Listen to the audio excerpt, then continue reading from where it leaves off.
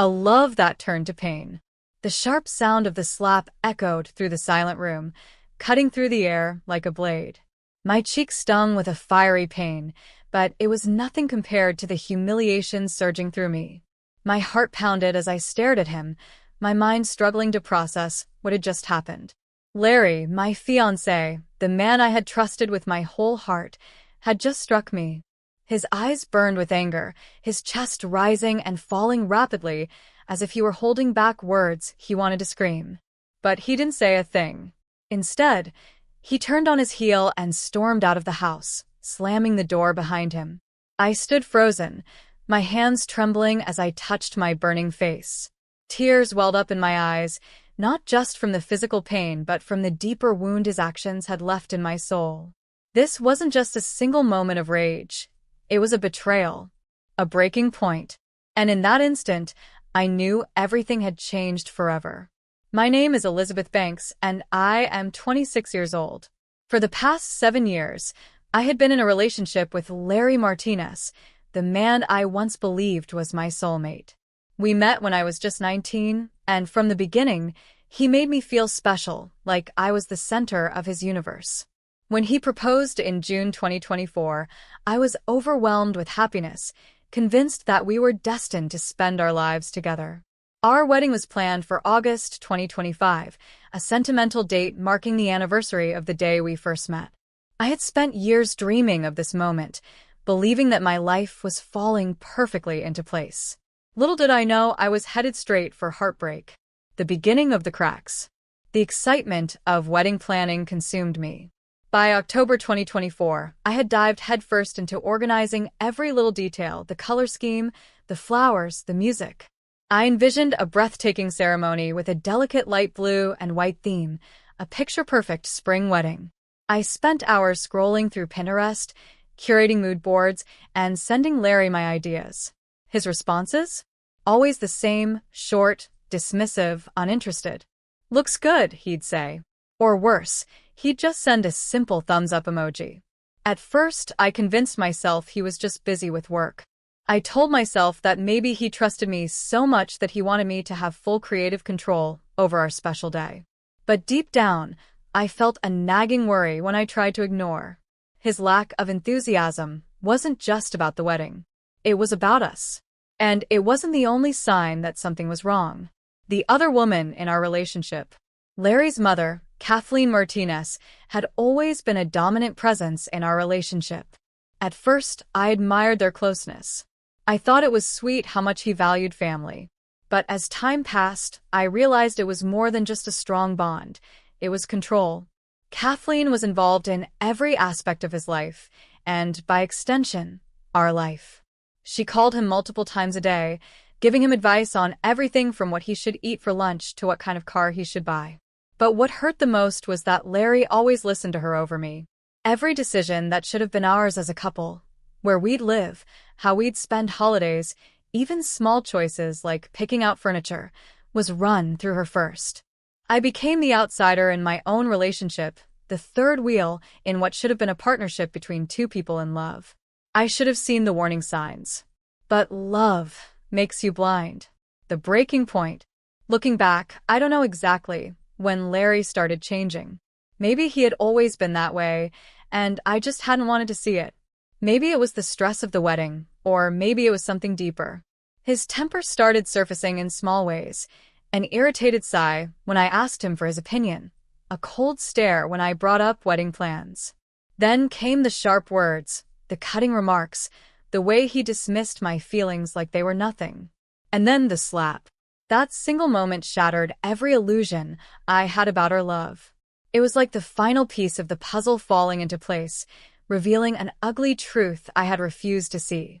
The man I loved, the man I thought would be my husband, was not who I believed him to be. As I stood in that silent room, my cheek burning and my heart breaking, I knew one thing with absolute certainty. This wasn't love, and I could never marry him. His mother always came first. I felt like I was always competing with his mother for his attention. But I kept telling myself that things would get better. I believed that once we got married, he would finally put our relationship first. I couldn't have been more wrong. 3 weeks ago, I had a day I had been dreaming about for years.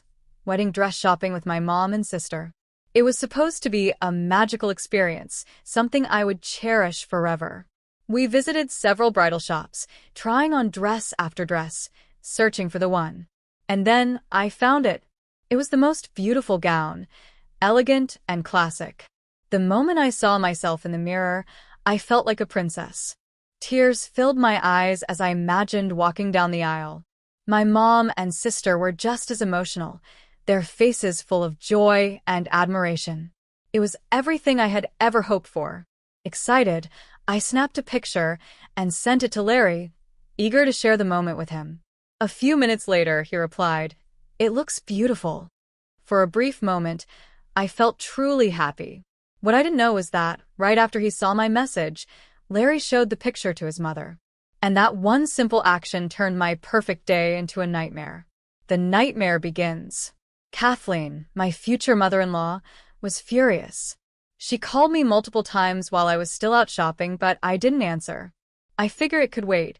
I had no idea what was coming. Later that evening, I walked into our house feeling overjoyed and full of hope.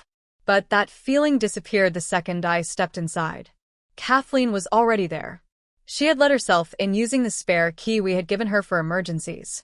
She was sitting on our couch, her arms crossed, her face twisted with anger. The happiness I had felt just minutes before vanished.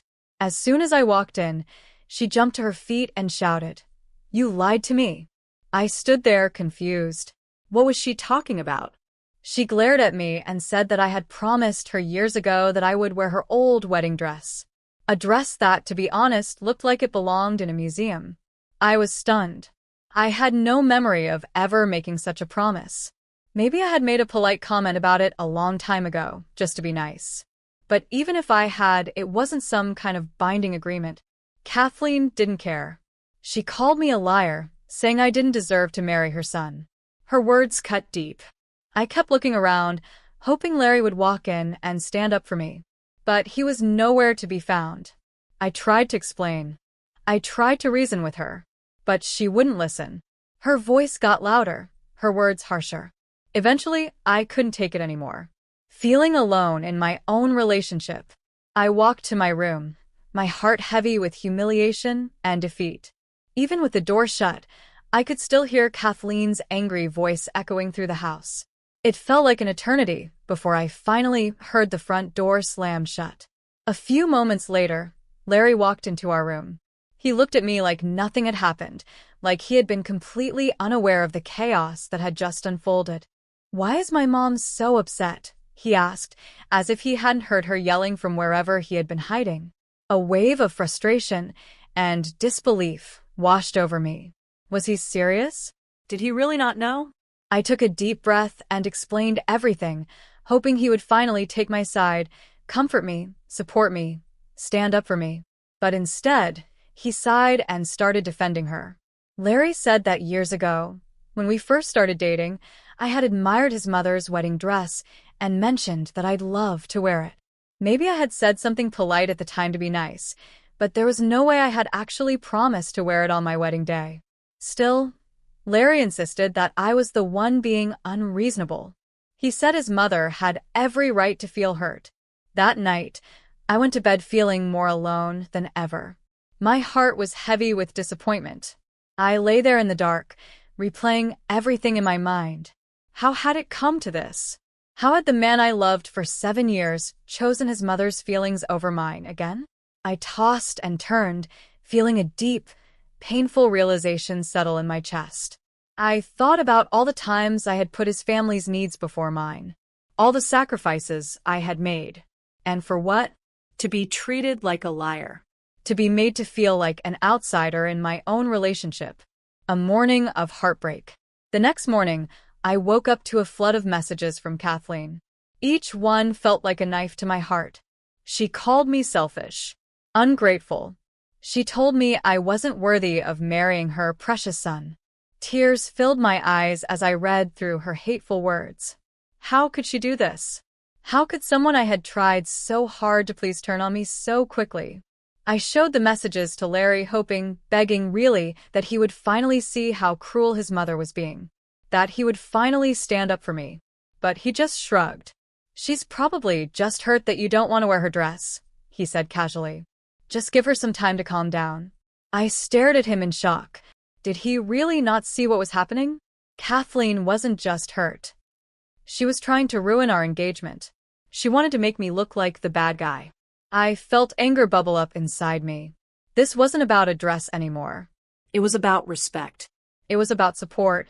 It was about having a partner who would stand up for me. And it was painfully clear now, Larry was not that partner. I tried one last time to make him understand. I told him, "This is our wedding." But deep down, I already knew the truth. It would never truly be ours. The moment everything fell apart, I should have felt beautiful and confident in the dress I chose. After all, it was my wedding. To make peace, I even suggested compromises, wearing a piece of Kathleen's jewelry or using fabric from her dress in my veil. But none of it was good enough. Larry refused to budge. He insisted that I either wore the entire dress or I was ungrateful. To him and his mother, it was all or nothing. And I was starting to feel like I had no place in this wedding at all. A battle I couldn't win. The days that followed were filled with tension and endless arguments. Kathleen continued her mission to turn people against me. She sent me cruel messages, spreading lies about me, and even reached out to some of my friends to turn them against me. And Larry? He did nothing to stop her. If anything, he seemed to agree with her more and more. He made me feel like I was the problem. Like I was the unreasonable one for wanting to wear my own dress at my own wedding. I felt like I was losing my mind. The final conversation. Then came the moment that changed everything. The tension between Larry and me had reached a breaking point. I knew we needed to have a serious conversation, one that would decide if our relationship was even worth saving.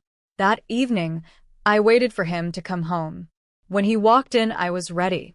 We sat in the living room, and I poured my heart out. I told him how hurt I was, how unsupported I felt, how his mother's constant interference was tearing us apart. "This is supposed to be our wedding," I said. "Not a chance for your mother to relive her past." But instead of listening, Larry got defensive. "You're overreacting," he snapped. "This is about family. The wedding isn't just for us. It's for them too." His words felt like a slap in the face. At that moment, I realized just how deep his loyalty to his mother ran. I took a shaky breath and asked, "Larry, are you marrying me or your mother? Because it feels like you're more committed to her than to us." That question set him off. His face twisted in anger. He started shouting, accusing me of being selfish, of making a big deal out of nothing. I felt my heart breaking all over again. I looked at him and said the words I never thought I would. "I'm seriously reconsidering this engagement. I can't marry someone who won't stand up for me." Instead of hearing me out, he rolled his eyes and dismissed me, like I was throwing a tantrum. His indifference hurt more than I could describe. I turned to walk away, hoping to end the argument before it got worse. But then it did. Larry grabbed my arm, spun me around, and slapped me across the face. The impact was shocking. My cheek burned from the sting, but the real pain came from what it meant. The man I loved had just hit me. And in that moment I knew this wasn't love anymore. Choosing myself over him. I couldn't believe it. He had actually hit me.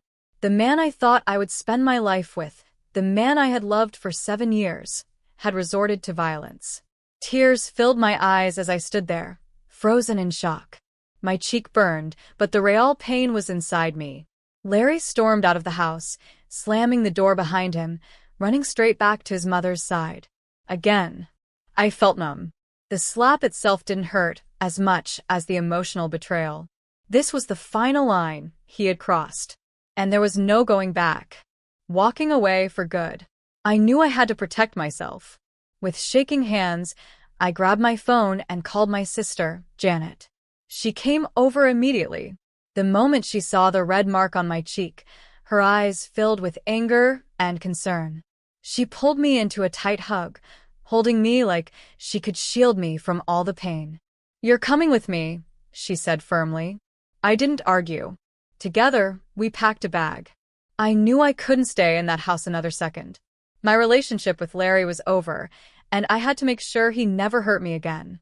As we walked out the door, I felt a mix of relief and heartbreak. A part of me still ached for what I thought we had. But deep down, I knew I was doing the right thing, taking back my power. The next morning, I woke up with clarity. I knew what had to be done. With Janet by my side, I went to the police station and filed for a restraining order against Larry. I provided photos of the red mark on my cheek. I showed the toxic messages from Kathleen, proof of the mental and emotional torment I had endured for so long. The process felt both empowering and heartbreaking. It was surreal, standing there, taking legal action against someone I had once loved with all my heart. But I had no choice. I had to protect myself. Once the paperwork was filed, I made the difficult but necessary calls to cancel the wedding, turning pain into strength. The first call was to the venue.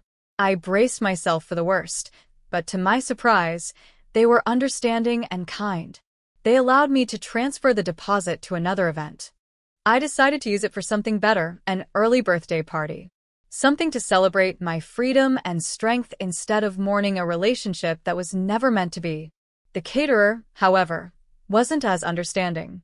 I lost part of the money, but at that point I didn't even care. All that mattered was that I was finally free, letting go of the past. And then there was the engagement ring, a symbol that had once meant forever. Now it just felt like a burden. Larry refused to take it back, claiming it was a gift. But I didn't want it. I wasn't his anymore. And I was never looking back, turning pain into something good. I decided to sell the engagement ring and donate the money to a domestic violence shelter. It was a small way to turn something painful into something meaningful. It gave me a sense of closure, knowing that something that once symbolized heartbreak could now help others in need. But even with the restraining order, Kathleen wasn't done. She went on a smear campaign, using social media to spread lies about me.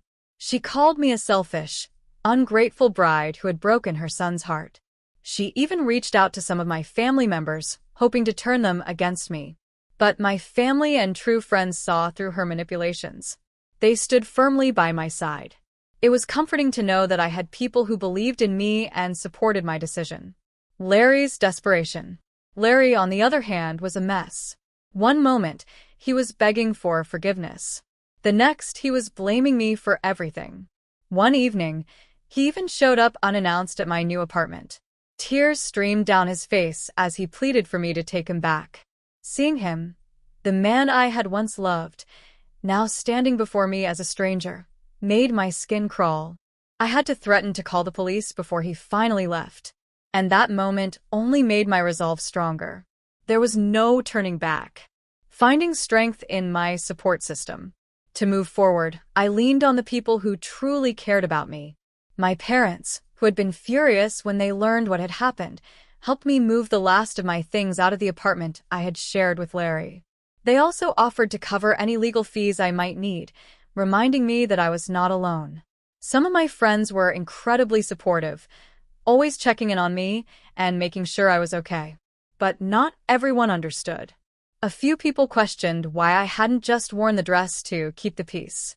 Those friendships became strained, but in the end, I realized it was for the best. This experience had shown me who my true friends were. Rebuilding my life. As the weeks passed, I slowly started to rebuild my life. The early birthday party I had planned at what would have been our wedding venue turned out to be a beautiful celebration. I was surrounded by people who genuinely loved and supported me. I laughed. I danced. And for the first time in years, I felt light and free. The joy in that room wasn't just about the party. It was a reminder of my strength and the freedom I had fought for. That day wasn't about the pain that led up to it. It was about the healing and happiness that followed. Turning a honeymoon into an adventure. Instead of letting the honeymoon trip go to waste, Janet and I decided to go together. We flew to London, a place I had always dreamed of visiting. What was supposed to be a romantic escape turned into an unforgettable sister adventure. We walked through the charming streets, ate delicious Italian food, and had deep conversations that made me feel whole again. It wasn't the honeymoon I had once imagined, but it turned out to be exactly what I needed. A different kind of love story. The trip wasn't what I had once imagined, but it turned out to be exactly what I needed. A journey that celebrated love and resilience in a new, but equally meaningful way. When I got back home, I focused on healing. I started therapy, where I worked through the emotional scars left by my relationship with Larry. It was hard to face the truth, the red flags I had ignored, the compromises I had made, and the self-worth I had lost along the way. But each session helped me understand myself better.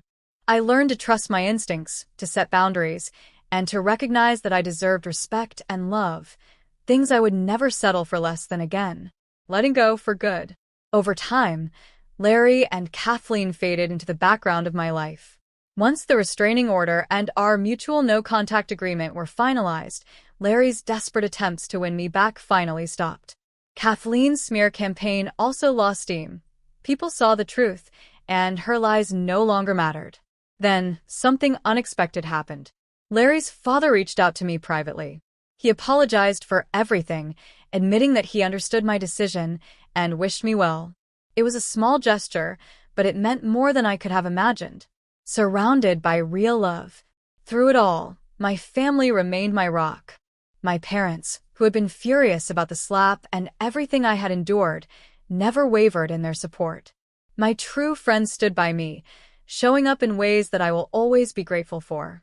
Of course, some people didn't understand why I had taken such a strong stand. Those friendships faded away, but I realized that was part of the healing process. I had learned to surround myself only with people who lifted me up, reclaiming my power. The engagement ring, once a symbol of hope and a future, had become a painful reminder of what I had survived. Selling it and donating the money to a domestic violence shelter was one of the most empowering things I had ever done. It felt like a way to take back my power, to turn my pain into something that could help others. No regrets, only lessons. People often ask me if I regret anything. The truth? I don't.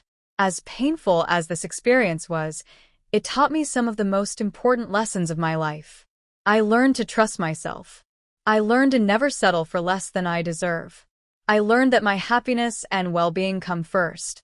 I'm not ready to date again yet, but I know that when I am, I will enter relationships with a clearer understanding of what I want and need.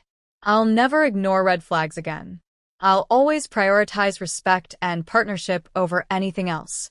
Rediscovering myself. For now, I'm just focusing on me. I've started picking up hobbies I once put on hold. I'm spending more time with friends and family. I'm rediscovering who I am outside of a relationship. And for the first time in a long time, I feel free.